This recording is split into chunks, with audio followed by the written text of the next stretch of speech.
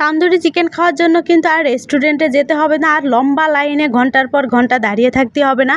ঘরে যদি এরকম কিছু চিকেন থাকে তাহলে আপনি কিন্তু রেস্টুরেন্টের মতো স্বাদ পাবেন, ঘরেই বানিয়ে ফেলতে পারবেন এত মজাদার তান্দুরি চিকেন, যেটা খাওয়ার পরে সবাই অনেক বেশি প্রশংসা করবে। আর মেহমান বসিয়ে রেখেই কিন্তু আপনারা এটা বানিয়ে ফেলতে পারবেন। চলেন কথা না বাড়িয়ে মূল রেসিপিতে চলে যাই। আসসালামু আলাইকুম, সবাই কেমন আছেন? আলহামদুলিল্লাহ আমিও ভালো আছি, আশা করি আপনারাও ভালো আছেন। তো এখানে আমি ব্রয়লার চিকেন নিয়েছি, 3টা লেগ পিস নিয়েছি। এই 3টা লেগ পিস দিয়ে কিন্তু আজকে তান্দুরি চিকেন বানাবো। তো এগুলাকে আমি একটু এই পাশ ওই পাশ থেকে কেটে নিচ্ছি ছুরি দিয়ে। কাটা কিন্তু কমপ্লিট হয়ে গেছে। এরপরে এটাতে হচ্ছে মশলা মাখাতে হবে। চলেন মশলা মাখাই। আর মশলাটা কিন্তু একদমই ঘরোয়াভাবে বানানো।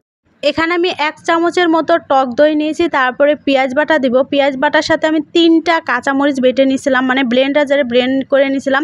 এরপরে আদা রসুন বাটা, জিরা মশলা বাটা, শুকনো মরিচ বাটা। এখানে আমি দিয়েছি হচ্ছে টমেটো সস, সয়া সস দিয়ে, তারপরে দিব হচ্ছে সরিষার তেল, লবণ দিয়েছি আমি, এখানে হলুদটাও দিয়ে নিলাম। দিয়ে এইগুলাকে একদমই ভালো করে মেখে নিতে হবে। আশা করি ভিডিও ভালো লাগবে, ভালো লাগলে কিন্তু শেয়ার করে দিবেন। তান্দুরি চিকেন খাওয়ার জন্য কিন্তু আর রেস্টুরেন্টে যেতেও হবে না, রেস্টুরেন্টে কিন্তু অনেক চড়া দামে কিনতে হয়।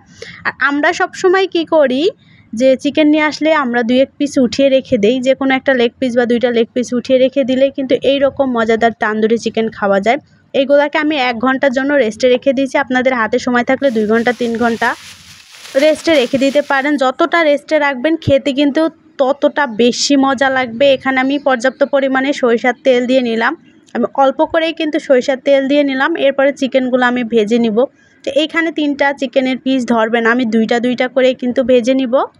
এইভাবে যদি একবার তান্দুরি চিকেন বানান, রেস্টুরেন্টে যাওয়ার কথা আর মনেও থাকবে না। আর যদি কখনও কাউকে বানিয়ে এভাবে খাওয়ান, তারা কিন্তু অনেক বেশি প্রশংসা করবে।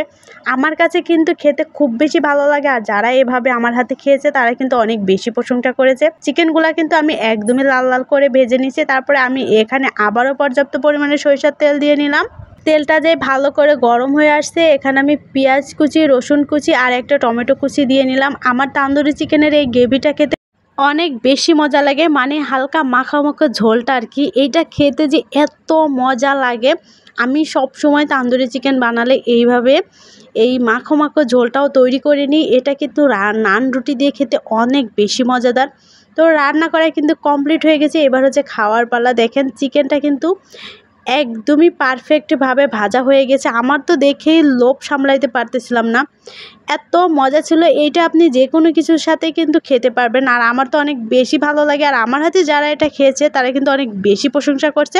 তো আপনারা কিন্তু ঘন্টার পর ঘন্টা লাইনে না দাঁড়িয়ে এইভাবে ঘরে বানিয়ে সবার মন জয় করে ফেলতে পারবেন। সবাই ভালো থাকবেন, নেক্সট ভিডিওতে দেখা হবে। আল্লাহ হাফেজ।